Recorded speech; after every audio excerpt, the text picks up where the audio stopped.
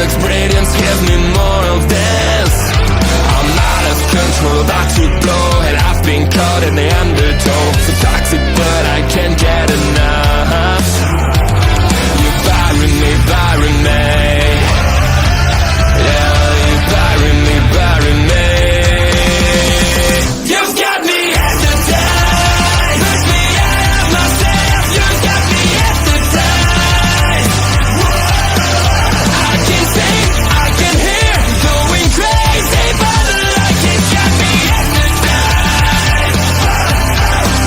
You've got me hypnotized. Can get you out of my head again.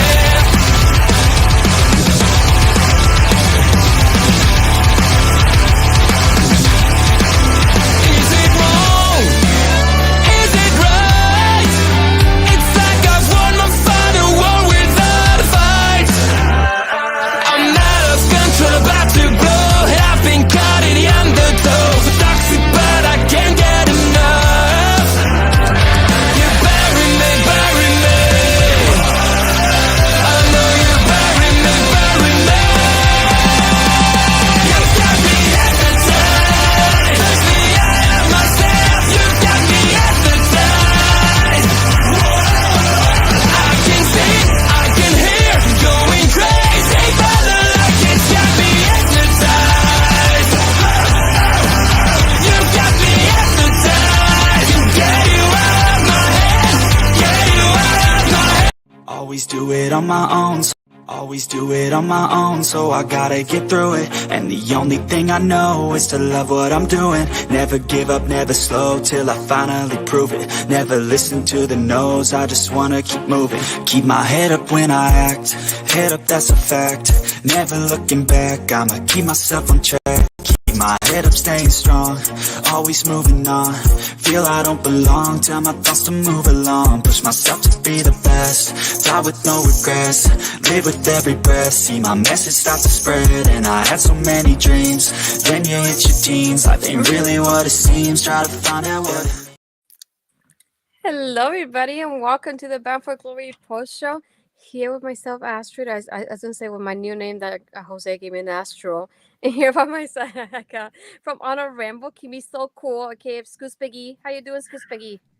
Scoops McGee does not exist. I don't understand. Scoops McGee is Don't like lie to me. vacant. I'm not lying. You never know who vacant is. So why are we assuming I'm Scoops McGee? Then there's a Scoops McGee 1 and 2. So would I be 1? Would I be 2? Would I even be a number? How does this You're all work 1. out? Someone else Yes, says you're 1. otherwise. Nah. And then here we got my tag team partner from Ladies Wrestling Showcase, and from the Japanese Wrestling Update, my Melba. How you doing, Mel? I'm doing great today. It's been a fun day. I've had like a full wrestling weekend so far. It's been a lot of fun. I got to meet Blake Christian yesterday. I'm so jealous. I marked out a little bit. I was like just sitting there like looking awkward as hell. It was great. That's why I haven't posted the picture yet. I'm awkward as hell. Hey, mine was awkward too. I still posted it. You have to. I know. I'll get on it. How are you doing, Astrid? I'm here, very happy to be here with both of you.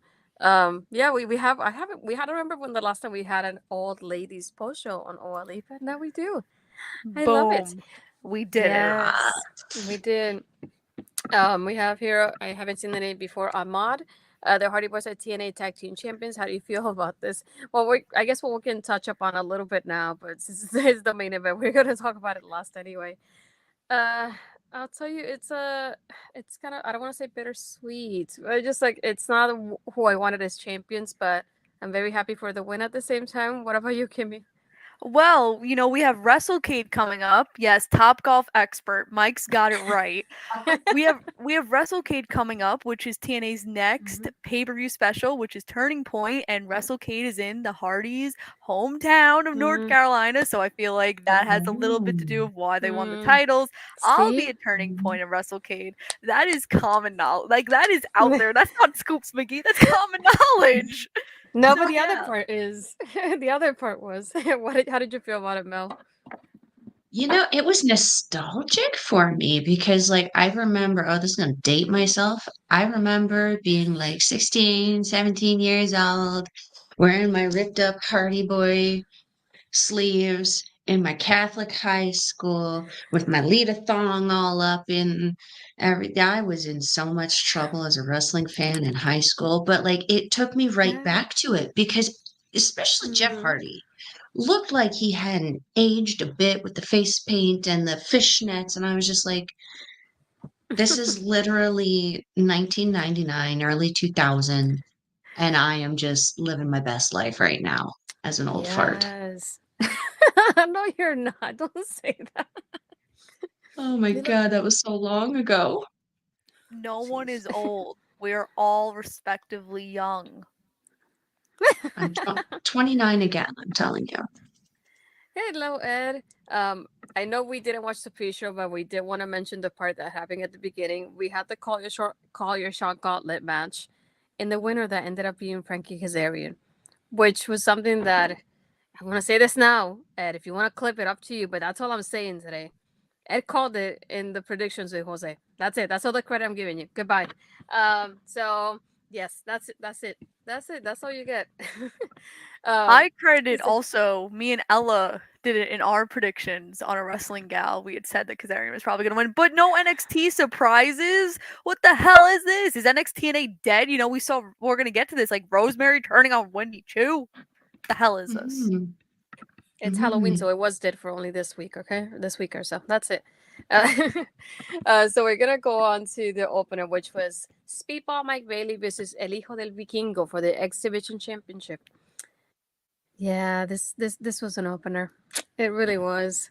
So I'm glad it was this one, to be honest, because I'm the kind of person that I like my fast paced kind of matches. So I feel like this was what it needed to be at the beginning of the show to get that energy going here. So I'm very pleased with the way it started, the show itself. I have a little little dips in between here and there, but I'm glad this was the opener. Again, I enjoyed both of them together. But we'll note that later on in the show, they posted a graphic that said El Hijo de Vikingo was the new X Division champion. Somebody messed up in the back. I'm just saying. Unless maybe, you know, the tapings are this weekend, so maybe like if he potentially loses on the tapings tomorrow, and then they were supposed to like air that graphic like at some point, like maybe that'd Somebody be kind messed of up over there. I'm stupid. just saying. I mean, I agree, but like my thought process is like TNA tapings. No, I just they confused me because I was thinking, wait, I had in my notes people retains. Did I watch the wrong match? It just took me a moment when I saw that. But how did you feel about it, Val? It's funny that I didn't see that. That must have been like a moment where I was having some issues with my Mm. buffering. But it's funny because it's reminiscent because we had something happen here as well with a local where an image of someone crowned the champion was before they won the championship was aired at one of their bigger shows, and I was like, oh shit, someone getting fired. Yeah, I had a great time with this. As Asher said, this was a perfect opener. I love Speedball. I love Vikingo. Having the two of them combined with that like kind of karate style background of Bailey with that just pure lucha style background of Vikingo, it was just glorious. I loved it. It was reminiscent of like the high speed Super Junior stuff that I watch in New Japan and Stardom. Just great stuff. Yeah. How about you, Kimmy? How'd you feel about it? I was so excited when they announced this match, even though there was controversy on when they announced it, but loved this match. I think Vikingo, now that he's kind of a free agent, I think we're going to see more of him in TNA and kind of bouncing around. I wouldn't even mind seeing him on that really big Japan show in like the beginning of January that we got going on if he wants to get involved there. Oh, Fantastica Mania, yeah. So yeah, Is this that was it? this. No, it's the one where it's like AEW. I forgot. I think it's Dominion. It's January 5th. It's like that one where like Oh, AEW that and Ring of big, Honor. big Yeah, show. the big one. Mm. Andre would know. Andre is like just a safe for the names of everything. I'm And I pretty call things sure. dingle dangles. I'm pretty sure it's Dominion, but I can't remember. But it's whatever the show January. Mm. It's January 5th. It's not Wrestle Yeah. Kingdom. I know that for a fact. But if the King of wanted to like dangle in that, that'd be really cool. But yeah, this was fun. Great way to open the show. Crowd was hot for it. Crowd was excited. And Speedball Mike Bailey finally got the job done. I thought it was really funny that on commentary they're like, Speedball Mike Bailey has been undefeated for 5 months. And I'm like, yeah, you made the guy lose like so many times before then. Is that what it's called? Oh, Wrestle Dynasty. There you go. There you go. That's I the knew it was one, something. yeah. I was like, For some something. reason, Dream was popping up in my head. I'm like, no, Wrestle Dream just happened. That's what I was thinking too. We did the post show here. Yeah, exactly. I was like, that what? Another one? Lack of creativity, I tell you. Another one. Okay, right after this we had Spitfire, which was Jody Threat and Dani Luna versus Rosemary and Wendy Choo. This could have potentially be the opportunity for Wendy Choo to be the first heavy contracted superstar or NXT superstar to win TNA Gold, which would have been great to see. But yeah, this is another one that I enjoyed as well. I like those moments that even though they don't team on a regular basis, Rosemary and Wendy did so great together as a team. And the way they were able to divide themselves from Spitfire in such a way that they divided that ring in half. I really enjoy that. And it's just like there was a moment that even when they took out Jody, and I was like, yes, this is the moment, it's happening. And I was getting so happy, but it didn't happen, unfortunately. Spitfire did retain the championships. But then after the match, we had Rosemary turning on Wendy Choo by spearing her. Then she said, this is what betrayal feels like. And I was very disappointed because I was liking this poopy girls being together. Why would you break my heart like this? What did you think about that, Kimmy? I actually predicted Wendy and Rosemary to win. Like, I was like, this makes so much sense. They could go on NXT with those tag titles. Like, Wendy could actually be used consecutively. Like, this is such a great idea. And then, of course, TNA booking. Why didn't I not think of this beforehand? This was fine. I mean, the TNA World Knockouts tag titles are the most hot potato championships in all of wrestling, where it's like either they get hurt or they break up, or I don't know. So I guess I'm happy they get like Spitfire gets a longer reign, but I'm like, damn, capitalizing on an opportunity here. I don't understand why you didn't do it, but this was fine. Didn't stand out. Did what it had to do, I guess. I feel bad because I keep saying this whenever we talk about TNA, especially in this time frame with Spitfire. There's nobody to challenge them. Really nobody. There's no other teams but them. And that's it, because the other team was Alicia and Masha, and they just broke up. Unless they team up Alicia with Tasha because of what happened the last show before this one. But other than that, there's nobody. And it just like it sucks to think about like what are you really gonna do? The only way to like really save it is by bringing people from NXT and having them team up on TNA right now. And that's the only way to like salvage it for the moment. But I don't know. I don't like how it feels right now being in the aspect of women's tag teams there. What did you think about the match, Mel? I didn't know that this was like their hot potato titles, which is kind of disappointing to hear, considering like all four of these women are just like they're so badass. The combination of the four of them in the ring was so good. They worked so well together. You could see each one's individual personality and how it worked so perfectly in their teams. The Spooky Yuka girls were so spooky. There was so much potential there, especially with Halloween season. It's like, why couldn't we let that go a little bit longer? Yeah. It's like that didn't make a whole lot of sense to me. It sucks to hear that they don't have a whole lot for the division there though, because like what I saw tonight was really, really good. But it's like we have the same problem in Japan where it's like usually the person's with the title and one other team are the best that they have, and then there's really nothing else to contend with. But I felt the match overall was really, really fun. I liked how they flowed together. I love Jody Threat has a special spot in my heart. I missed like so much of that sentence. Just this like Thread and heart. It's pretty close together. thread and heart, right? Like the whole sentence just bleh. She has a very special place in my heart because I got to meet her out here when she was here for Top Talent. You know, she's very, very motivated to do what it is that she does. And I got to witness her like working out together and like eating together, just kind of traveling a little bit. It was so much fun. So to see her on this stage is just, it warms my heart so much. And it warms my heart to see her retain. So yeah, this was a really fun match. I thought it was a great way to kind of continue into the thing, but I'm also confused about the the turning on of Wendy Choo. Because again, if we're still continuing relations, it would make sense to give a justifiable reason why we're having the relations continue, unless this is like a way to revolve the door to have Wendy kind of cycling out and then another person coming back in her place.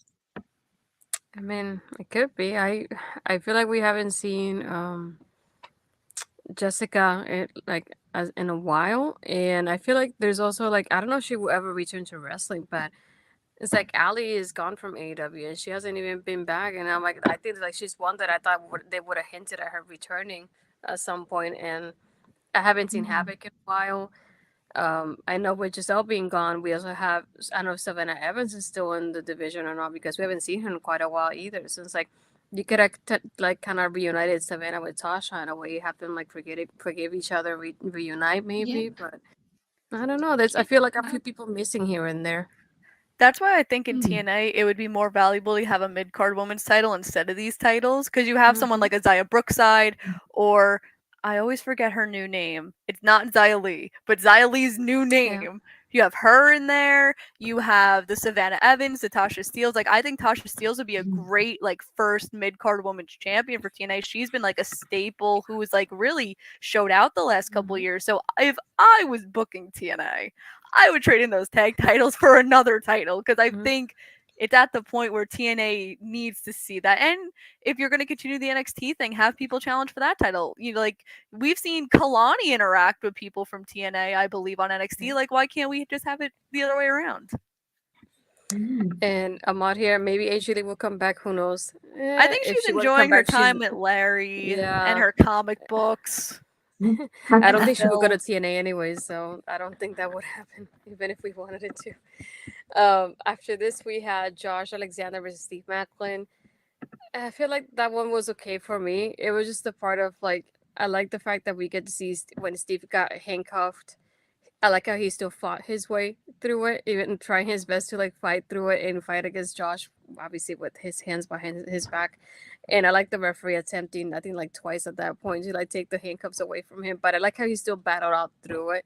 I missed the ending, so I know Josh won, but I know that I heard they said that Steve didn't tap or submit, but I didn't get to see the finish itself, so I can't. He basically really... passed out, is what happened. Yeah. He just like passed out. He went night night. Yeah. He went night night. Yeah. Josh Alexander, I feel like his matches sometimes just drag. And I'm like, can we need to get there a little faster? Like, I get it. He's a very different type of wrestler. He's more technical. But I'm like, all right, we need to get to point A to point B in like 2 minutes instead of 10. Like, come on, Josh. So I felt like this dragged from time to time. Like, the only exciting parts for me were when Steve was zip tied, because it was like, oh my God, it's not regular handcuffs, it's a zip tie. Those are very hard to get out of. How is he going to do that? Then the ref, you know, like Astrid said, the ref trying to clip it a couple times and he couldn't do it. So yeah, I mean, Steve Maclin, I feel like is also very lost in the TNA direction right now, because I thought he'd still be like in the hunt for the world title. Now he's not even in title contention. So I'm like, why did you re-sign with TNA, buddy? Like, you could have like went over with your wife to the other. Deanna was backstage. She posted pictures. Like, could have went with your wife to the other company. Sure, you would have been you. I mean, hell, he probably would have been a Ring of Honor, but you know, would have been a better world champion than the person we have now. But yeah, I don't know. Confuzzled of where this is leading. Because isn't Josh's contract up at like in February of next year? Is he going to resign? Is he going to go be with Maple Leaf Pro Wrestling? Which is nothing wrong with that. First show was amazing, but I'm like, what are you going to do? But if you missed step 47 out of 1259, you would not understand the story of a Josh Alexander match. Oh gosh. What do I need to understand? The numbers just was taking me out. Understand. Oh, God. Oh, how about you, Mel? Was this the same for you? So I definitely get what you guys are referencing, because Josh Alexander does do the same for me. I do feel that there are certain points in his matches where he does drag, and it definitely is because of the technical thing. Sometimes I struggle to love technical wrestling. There was a long period of time I really disliked Zack Sabre Jr. just for that reason, but I've come around to really enjoying him. Now he's one of my top 5 favorite wrestlers right now. What I liked about this match, though, as someone who didn't really do too much investigation into what was happening leading into this match, I liked the combination of the storytelling of the wrestlers and the storytelling of the commentary filling in the gaps that the wrestlers couldn't because they were wrestling. And it helped me kind of come along and into what an understanding of what was going on by the end of the match. So by the time the match kind of ended with Maclin passing out, I was like, "Oh, this makes so much more sense, and this perpetuates their story into the coming weeks if that's what they're gonna do." And it kind of sounds like it is. One thing I didn't understand, though, who is the team that Alexander is with? Is it Icarus and Williams? Mm-hmm. I believe so, Oh, yeah. okay. Yeah. Okay. I think they said they had some travel issues. It was a little disappointing not to see them there, but still really I like a funner match. But like I do agree with you guys. It did have some points in time where it was just kind of like, "Yo, man, get on with it." I On really to thought the they were next gonna one. be a factor in the match, so that's why I didn't know about their travel issues. So I was waiting for them to come out. At one point, I'm like, Mhm. knowing you're gonna come out sooner or later to help him out. So I'm just waiting for that moment. That was my only thing during this match. But and then this was my other dip because I'm not a fan of either of these people, and that was PCO versus Cardona. I could care less about this match. I'm sorry. So I was confused because every Monster Ball we've seen, they like this is like I'm not stupid. This is stipulation where like they have to be like locked in separate corners for 24 hours. That they always Mm-hmm. show like the video of that. Yep. Why did we not get that this time around? I was wondering that too. Like Oh, I didn't know that. I was a little confused to Mm-hmm. that because they built Yeah. it up of like, oh my god, PCO's 3-0 in Monster Ball matches, and I'm like, Mm-hmm. so you should continue your tradition of showing the Yeah. videos of like them, like, oh my god, I don't know what to do. I've been locked in this dark chamber for 24 hours, so that was really Mm-hmm. confusing.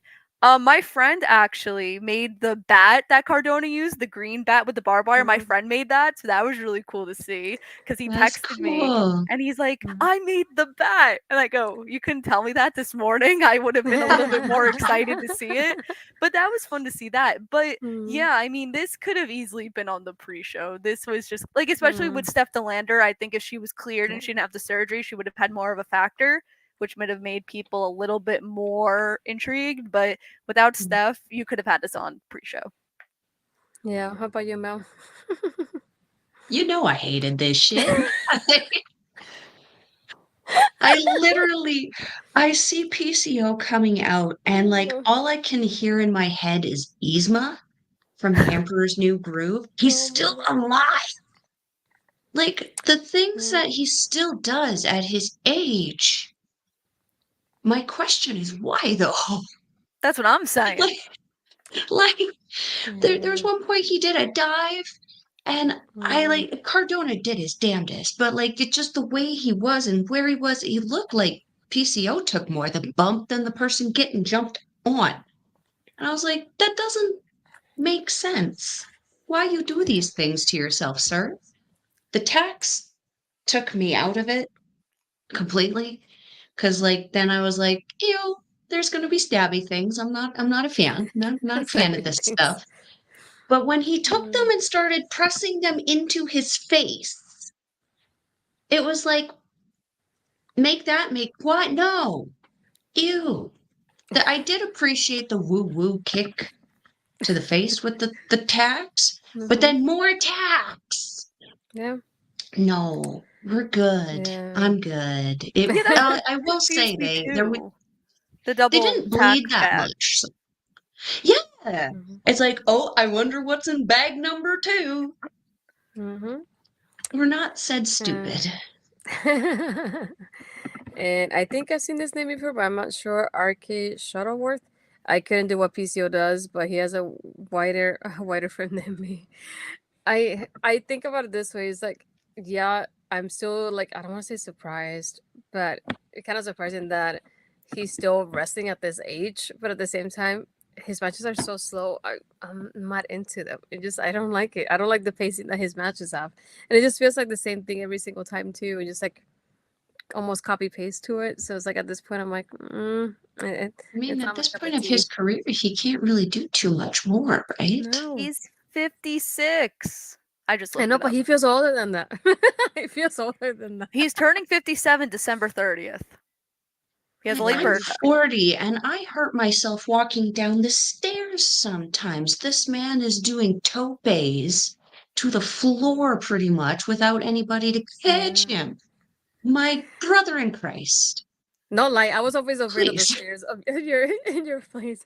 I was always thinking I want to fall from here soon and just yeah, I know. I was scared. I'm at an older age into physical labor, but I definitely am not going far than that far for sure. Mike here. It feels like TNA requires 2 to 3 of these face matches at each, so a bit of a buzzkill in 2024. Yeah, I feel like this one was definitely one of them. I don't know if you guys felt kind of similar-ish to the next one because the next one was Moose of Santana. Don't get me wrong, I love Santana, but Moose is one person that I cannot watch him. He's so slow. It just like it slows me down in such a way. It just feels like everybody's going at a normal speed and he's not. And it's like I hate that Santana had to be paired up with him for this match. I really hated that so much. But at the same time, I hope that with this win Santana gets, because he said that he was going through everybody in the system, I'm hoping that he leads something more and away from the system after this, please, because that's what I would love to see. It's like I love Santana on his own. Give him something worthwhile because he doesn't have anything going on right now that is worthwhile. It's just Moose, and that doesn't help me at all. It really The- doesn't. The crowd was not into this at all. Santana was trying so hard to Yeah. get them into it, and they were just like, nope, we need to get this triple main event started right now. Santana confuses me because when he first came to TNA, I was like, oh my god, he'll be in the X division, like, title picture, or he'll be with the world title picture, and like, he hasn't challenged for a title. He's kind of just here, and I'm like, what are we doing? Like, I don't understand. So I'm really hoping that in 2025 we get some title direction here, because if not, it's like, why did you sign with TNA to just like bounce around in the mid card randomly? But yeah, this match again, Yeah. this could have been on the pre-show too. We didn't need this match on the card. No, the smooth, the moose slowness I cannot deal with. There you go. How about you, Mel? Messaged you during this match, and I was like, why does Moose run like such a frickin' tool? Like, I don't take a No. full stride, my guy. Why are we running like a damn penguin across the ring here? But I actually kind of enjoyed this match. It was a struggle though. I could see how the crowd was just not into it, and Santana taking Moose out into the crowd, even just to get them kind of riled up about it. I felt like it was almost just a way to get them to move around. Supposed to get them excited. There was one point where Santana avoided a crossbody by Moose, and it definitely gave me like Samoa Joe vibes. The way he just kind of sauntered out of it, and then he fed into like this reverse roll cutter looking thing, which I thought looked really, really cool. There was also a head scissors that he did when Moose was kind of yeeting him about out there that I thought looked really good. Just in general, Santana performs very, very, very well. I like the moves that he does. I like the faces that go along with it because sometimes people just deadpan that ish and it gets boring, like Moose kind of does. I will say the one good thing I liked about Moose was his gear color.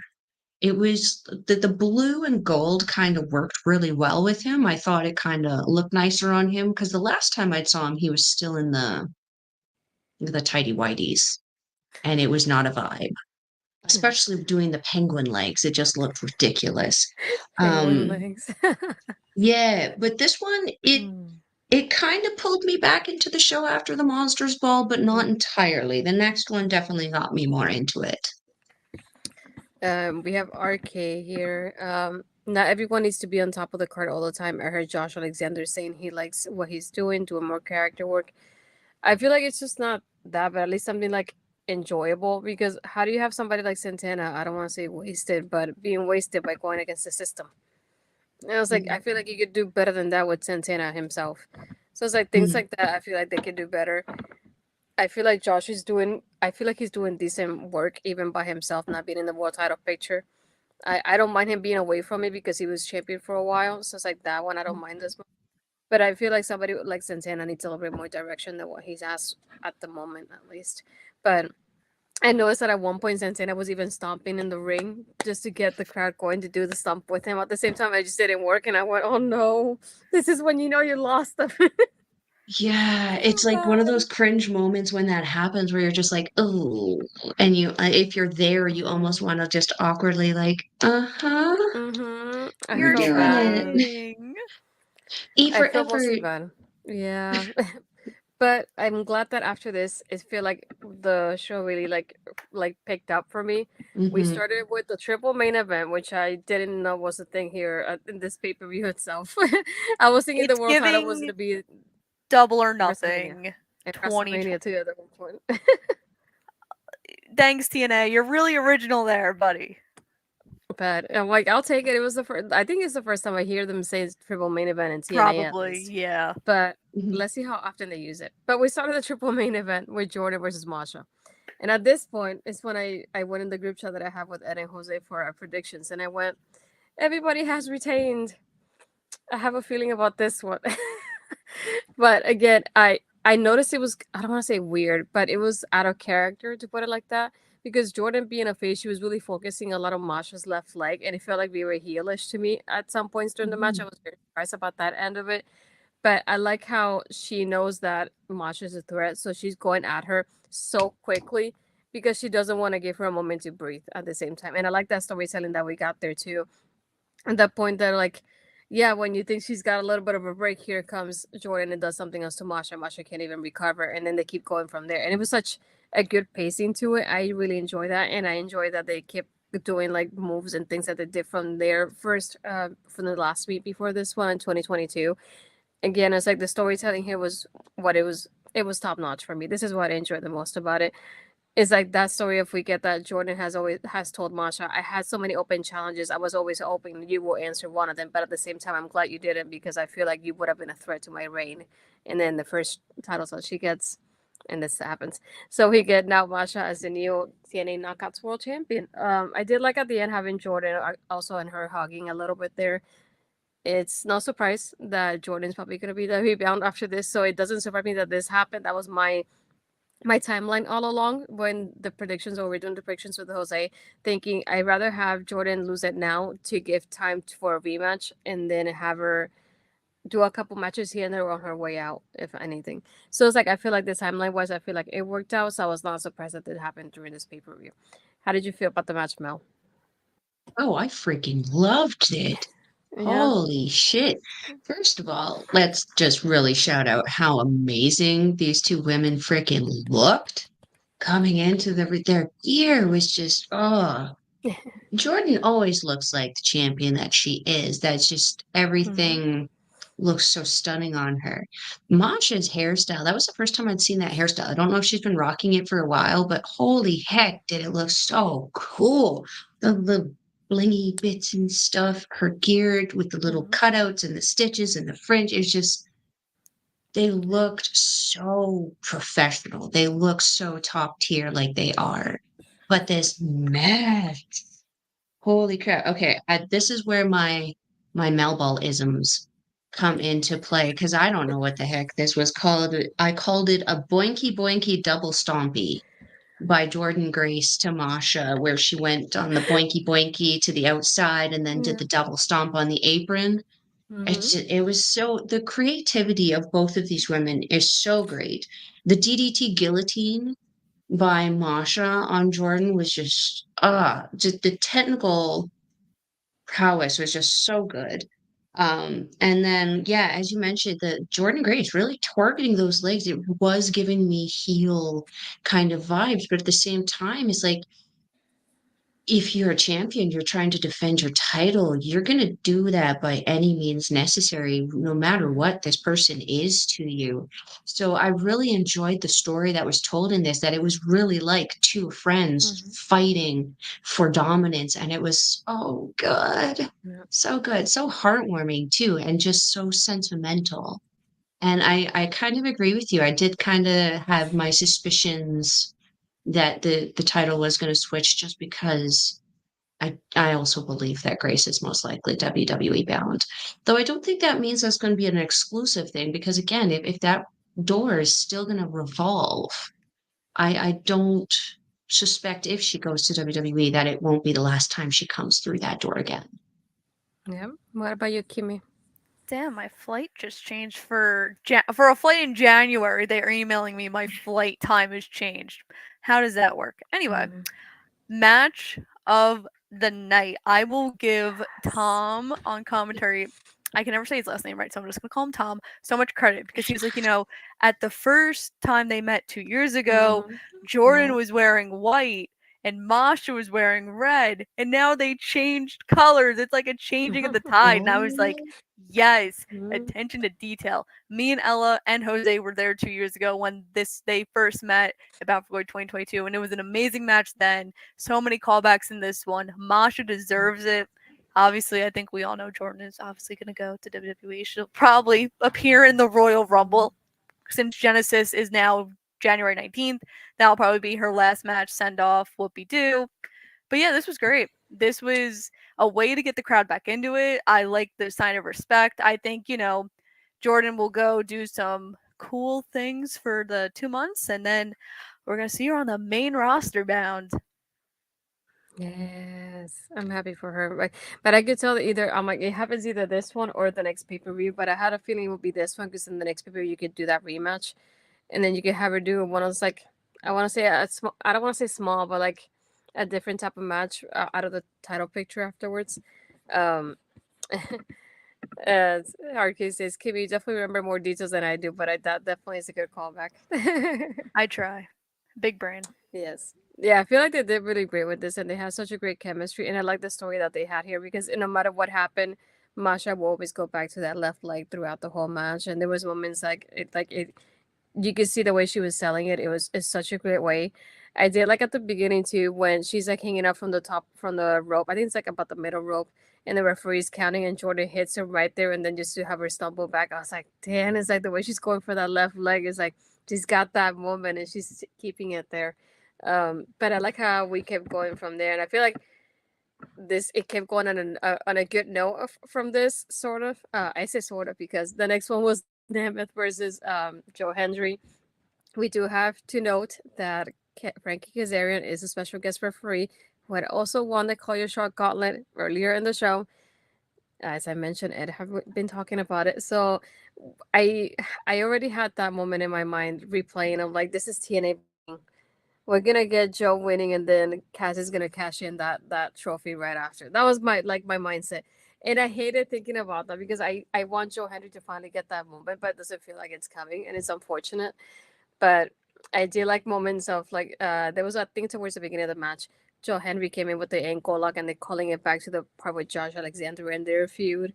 And I like when they both are, but Nick and Joe Hendry are both down, and Cass comes in and is like, "Yeah, I'm gonna cash in." And Joe Henry's like, "No, you're not doing this. You're officiating the match. Officiate, go." And then that's a distraction there for Nick to like kind of like take advantage of it there. And that's the first time that Cass does the first like quick count of the match, which I was waiting for from the beginning the match started, but it happened here. And there was another time as well that Joe Hendry was on the outside of the ring. Nick is laying down, and then Cass is like, "Yeah, I'm gonna do it now." And I was like, "No, no, you're not. At this point, no, you're not gonna do it." So I was not surprised about that end of it. But we do get JBO coming in here again. Was they called him like Kimmy and I were talking? Like they called him John Layfield, which doesn't feel right to me. I don't like it. But he came in here. He made his presence known with Cass, and then he whispered something to Joe Hendry's ear, and Joe kind of pulled him in and he did the clothesline to Joe Hendry after doing one to Kaz. So we had to get a new referee to come in here. And then Nick's brother Ryan also came in and he got hit and stopped the crap out of him because he just went boop and then he just laid down and nothing else happened to him afterwards. He just disappeared. But again, I enjoyed the match and the story that we had here with all three of them. Not a fan of the JBL presence. I feel like I could have done without that end of it. But again, the ending was all right for me with having Nick retaining. And at this point, I thought we're definitely gonna get new tag team champions because we've only had one new champion so far during the whole pay per view. I don't know. What did you think about this one, Kimmy? So I loved that Hendry got his special entrance, especially because he couldn't get Eminem. You know, he was really upset he couldn't get Eminem, so he had to do the best he could with what he had.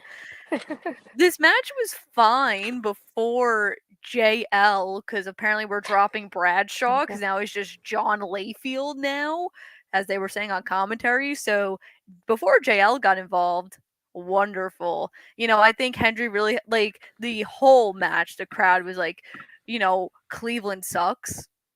Bashing Nemeth's hometown. You had We Believe. Like, the crowd really wanted Hendry to win, and that's why I feel like this didn't main event, because you wanted the crowd to go home happy with the Hardys winning instead of them all being upset that Joe Hendry lost. But I mean, where do you go with Joe Hendry now? Because he lost at Slammiversary. Yeah. And he lost here. So do you give him another title shot?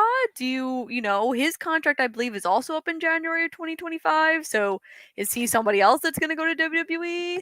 So I don't know. Confuzzled. Like, if I was Joe Hendry, I'd be pissed. Like, storyline wise, I get because whatever JBL and Nemeth is going to go, but like, I'd be pissed if I was him. Yes. Mel, did you feel the same? What you did? Well, like, because again, I don't watch Impact and TNA regularly, right? So, like, you know, I'm finding out the scoops from Scoops McGee over there about like what's going on. So I'm gaining more knowledge about this, and it's like knowing that he has now lost consecutive title opportunities.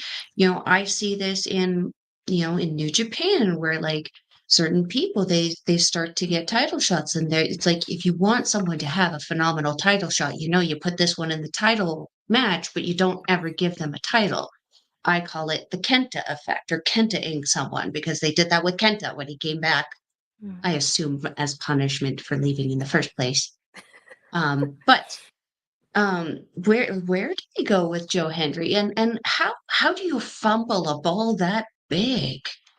As Joe Hendry, like, if his contract's coming up, I would assume you would do your damnedest to make sure that he wants to stay with you. But again, if the WWE is going to be the goal if he leaves, could that revolving door one day see him come back for like maybe a special feud, or maybe, as Kimmy had mentioned earlier, a mid-card women's title that the women could defend? Why couldn't they also have a men's one like that, that is kind of just defended between only Impact and NXT people? Could be an interesting concept to have him back with. But again, how do you fumble a ball that big? That guy, people who don't know wrestling know who Joe Hendry is. My mother has not known any professional wrestler since Hulk Hogan, which I'm ashamed to say, because John Cena was pretty freaking big, as was The Rock before him. But she only knew Hulk Hogan. She knows who Joe Hendry is. What? Yeah. So, like, everybody and their dog knows who this guy is. Why would you risk losing such a big asset to your company by not giving him what he wants? Batista. Yes. Baffles me.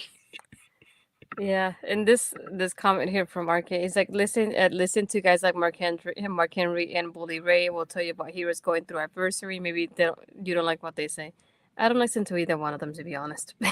This is my reaction. and it's for a reason. No, it's like I the get that. MP or MLP show with Bully on the weekend, and he can go poodly doodlies boodly.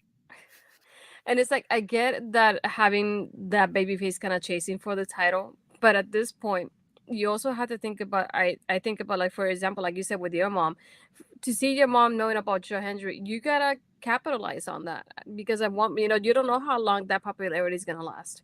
So it's like, take advantage of it while you can for your company. It's like, imagine all the people that will be right now celebrating online because Joe Hendry won the world title finally after going for it. It's like, I feel like this is something that I don't want to say it needs to happen, but it should happen at this point somehow. and it's like the crowd wants it. And it's like we had those moments, like let's say with the Jey Uso that happened recently. We had those moments of like, yeah, we want him to be champion. It wasn't for long, but we got him, and he got that moment that he wanted to have, and the crowd was happy about it.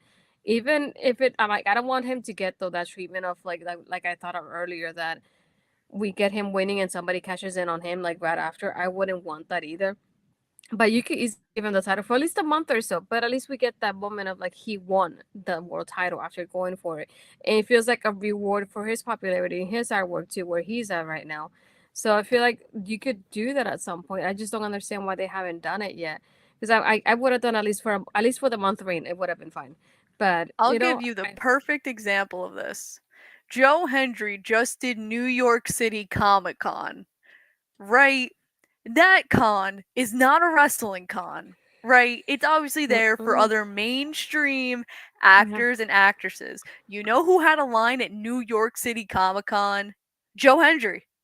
For both days he was there. And at one point, he even said he wanted to cancel the other bookings he had that weekend so he could do all 4 days. That's how popular this guy is. If you're drawing at New York City Comic Con, which is one of the biggest cons in the country, as somebody who's not even on a mainstream program like WWE Weekly, that is saying something.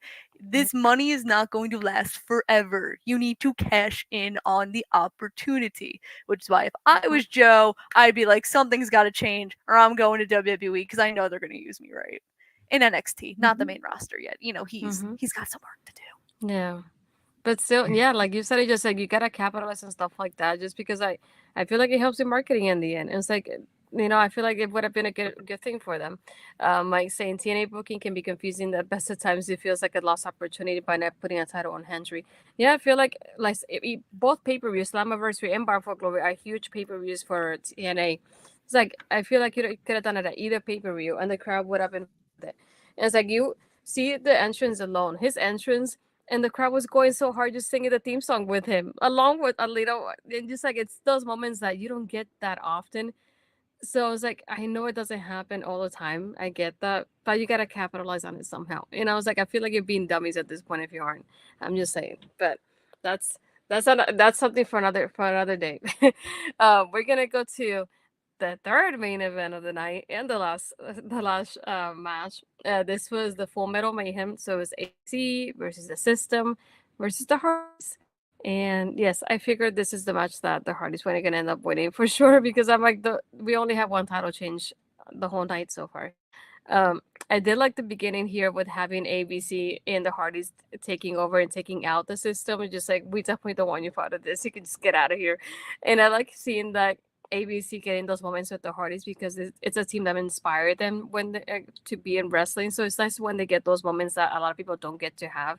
Not a lot of people get to be like, oh, I wrestled against the Hardys and they inspired me to be, to do tag team wrestling. I feel like they did great together as teaming up and going against each other. I was gonna say I don't mind the fact that the System was out of the most of this match. I was fine with that too. It was like I could have done without them in this match, to be honest. At one point, I even forgot that they were the champions. I kept thinking ABC were the champions still, and it didn't help me at all. But I feel like the match itself was really fun. Again, like I said, not surprising that the Hardys won at the end. I feel like it's like with the Hardys, like they don't need the championships, but I feel like it's a good way to capitalize on them right now because they could have gone to like Carolina, like people were saying. It's like you see, they did it with the Hardys. What can they do with Joe Hendry? But we'll continue on. Well, how did you feel about the match? Oh man, it was nostalgic. Like seeing, and I liked the touch of having, is that sometimes it was a little confusing because I was never good at those weird kaleidoscope pictures when I was a kid. So sometimes when they were doing the top view and you could see the painting on the mat that Jeff Hardy had done, I was like, "Ooh, that looks cool, but what the hell is going on? I can't see anything." There was too much matrixing going on, but it was still super cool. And as Kimmy mentioned that, like there was that green bat, the ladders, some of them were painted all different colors. I think there was a chair all painted up as well. It was really, really nostalgic for me because again, it just like I don't know what youth potion Matt Hardy found to suddenly move like he was young again, but like He was moving really, really good compared to the last time that I had seen him in the delete thing where he still had the big poofy hair and he couldn't really walk very well. So I was really impressed to see this match. I was really impressed with how each team kind of removed a team at each time to give each team the ability to kind of showcase themselves and the things that they wanted to do in this match. I'm big fan of ABC though. I was really kind of hoping that they would um win back their titles in this one. But that like spear while frickin' Chris Bay was like Tarzaning off the frickin' titles, I was like, yes, Hardy boy classic spot, let's go. I was so excited, so excited. But to see the Hardys win, I was just like, this is so cool. This is so cool. I would have definitely preferred ABC just because they were my favorite going into it. But to see it win was just like, it warmed my little black heart. How about you, Kimmy? Let's talk about Jeff Hardy nearly concussing himself at one point during this match because he did, I believe it was to Eddie Edwards, he was trying to do a move to 2 tables and it only went through 1 and his head hit like the bottom level of that ladder and I was like, Yeah. oh, he was like holding his neck. I'm like, oh, sir, you just concussed yourself. Like, you should have moved Yeah. the ladder back. And like the rest were holding the ladder. And I was like, buddy. I mean, yes, Mike, you are right. Jeff Hardy nearly does concuss himself in every match for the last 10 years, but that doesn't mean I like seeing it live on my television. Exactly. Exactly. I care about the health of these people. When it was advertised where Jeff Hardy's like, oh my god, Full Metal Mayhem is going to be reimagined, I didn't know what that meant. I did not know it meant that he was going to paint every single thing we saw, and that was a little distracting to the eye, and I was like, what are we, am I in a dream, am I in a hallucination, I'm a little confused Yes. here. I don't know where Jeff Hardy found all this free time all of a sudden, but you know what, you do you, Jeffrey. But besides all that, this was fun. I think, the spot where Alicia rips off the neck brace and then Matt Hardy hits her with the move, I thought that was really cool. I think, I didn't like the fact where like they all in the beginning of the match like went towards the crowd. I was like, really? Is that really necessary? Like now when the match just started 2 minutes ago, you couldn't like wait a little bit to do that? But you had the time because this match I think only went like almost 20-25 minutes. But it got a great pop. You could see Jeff and Matt were obviously very excited. This is the first time they've held tag team gold, I believe, since they were in WWE when they won at WrestleMania 33, which was so long ago. So yeah, I'm really excited to see what the title reign is going to look like. Obviously, we talk about WrestleCade, their hometown, North Carolina. Get your tickets to WrestleCade because there's a huge ass fan fest Saturday, and I'm going to be working with my people, McFoley, Lita, and Sting. But there's over like 100 to 150 talent going to be there, so go get your tickets. You could see Turning Point the day before. I'll probably be there. So like, but yeah, I'm excited to see. I'm excited to see what they're gonna do with this, and I don't know how long they're gonna hold the titles, but yay! Yeah. They also announced during the show we get Turning Point is November 29th, Final Resolution December 13th, and Genesis January 19th. And if I'm not mistaken, I don't remember if it was for December, but they're doing a live show. I think it's December or January. I don't remember. I didn't note it exactly. I think it's But, I think Joel tweeted it. That it's in I January think it in was San January. Antonio.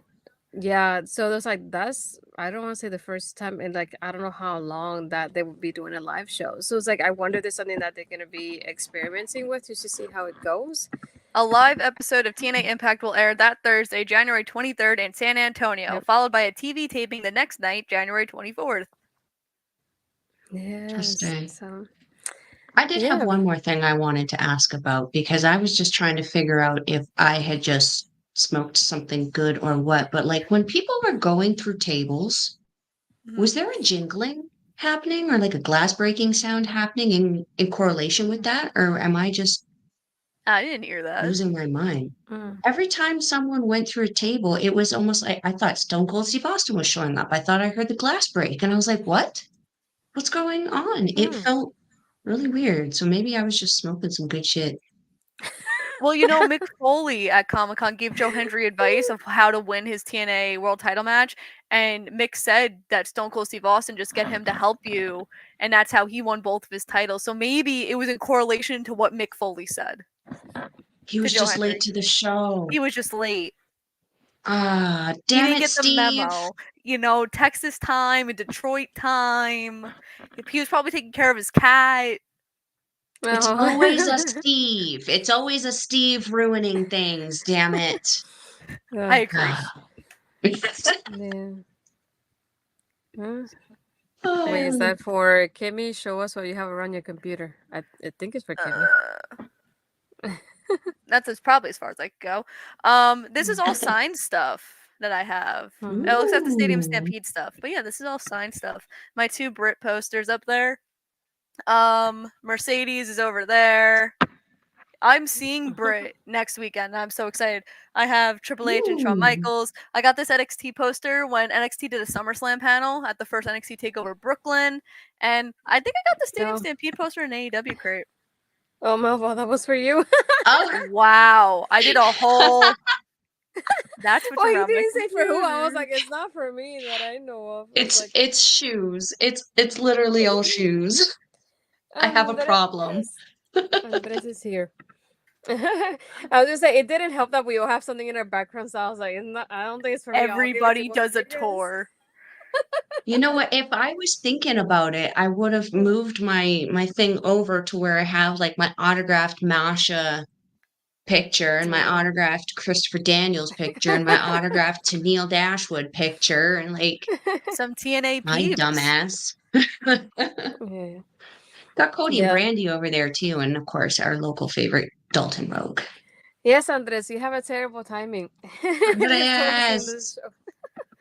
He No, was I on a was just saying, side quest. we all have something in our background, so I was gonna be like, I don't know if it's me, but that's all you get. Astrid has some Funko Pops, as you can see right behind her. Yeah, I was gonna say I Yes. can't pull it up, but I have my own Funko Pop in there behind me. So there you go. Yes, she does. Ooh. Yeah. Fancy. If you haven't yet, I recommend going to LA and going to the Funko Pop store because you can make a Funko Pop of yourself. Should I do that I in mean, I December would not when I'm in LA? Yeah, the only thing I'm Yes. missing was the glasses. Mine didn't have glasses at the time that I went. I'm hoping they add glasses later, please, because that's the only thing I was missing from mine. I hated it. It feels like me, but it doesn't feel like me. We can make you your own little pair out of like clay and like wire. Yeah, I don't think that will work out for me, but if you can make it, sure. I'll do Okay. my best. So this is the end of like the Bound for Glory part of it. I was just responding to the smoking comment, but it is cool to see your background. That doesn't help either. Lord. Oh my You god. tried. Oh god. The effort was there. Yeah. We did. We tried. went We all tried. over the place. We tried. So we'll go around here if I get this correctly. Kimmy, where can they find you? What you got going on? Oh my god, I can't. Oh, you can find me on Twitter at Kimmy_Sokol. You can find me on Instagram at Kimmy.Sokol. We just hit 2,000 followers. My best friend actually unfollowed me and then refollowed me to be my 2,000th follower. And I'm like, you're the most extra person I've ever met in my life.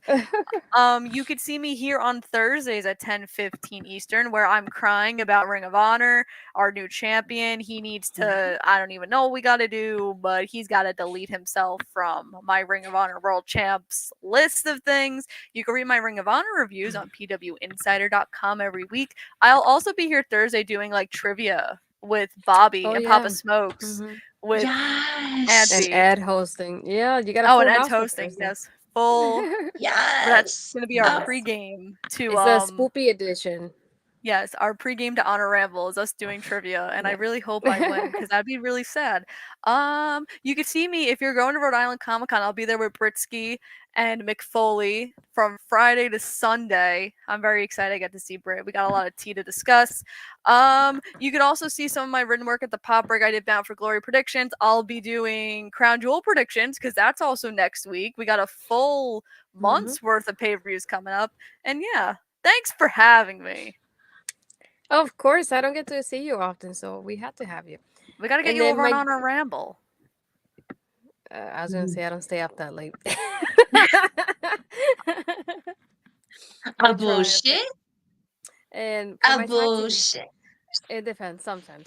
And for my tag team partner, Melba, where they can find you, Melba? What you got going on? I think I did that right one. Yes, I did. If you're wanting to follow a Melville, you can follow her on the X thing at Collins Melville. You can follow her on everything else: Facebook, Instagram, TikTok, Mastodon, and Blue Sky at Melville Collins. You can also find me on my YouTube channel with my tag team partner, 2/3 Andre C.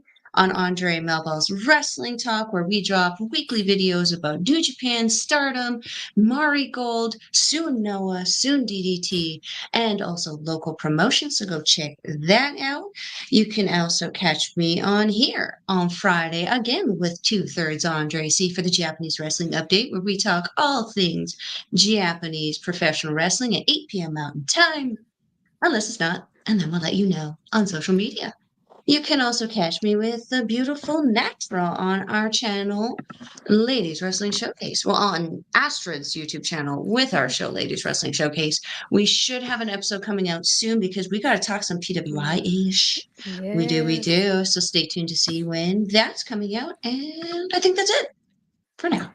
I'll clarify, Mike. Yes, I used to do an Impact Weekly show when I had Fridays off. That no longer is the case. So I somebody has to work on Fridays now, unfortunately.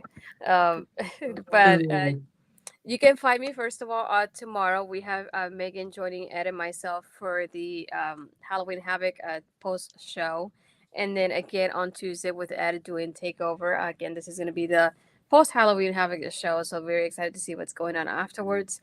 And you can find me here at All Elite Podcast as well. You can find me doing Killer Cuts with Bobby Munson as well every now and then. We just dropped our Terrifier review not too long ago, so you haven't seen that, please go do or watch it. You can find me again on my Twitter and Blue Skies, Astrid Pizarro, my Instagram and Threads, Pizarro20. And as Melball said, if you haven't yet, you can go on my YouTube channel there as well. Subscribe and click on that bell to be notified when I upload or go live, and click a like on the video. If you haven't, click a like on this one and then mine too. We would very much appreciate it. I'm going to play I think it's kind of old at this point, but I'll play our little calendar for what you missed throughout the week if you haven't seen any of our programming, and then we'll see you guys next time.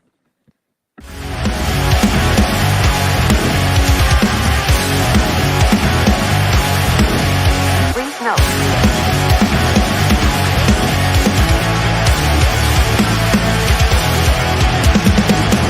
Never gonna stop, never gonna change, never gonna do the things you say. I run my own way to get there. Fools are calling and the eyes seem to care. In the air, no more crowd, just the opposite kind of few clouds. So tell me this time is coming for the sake of all your lies. Why?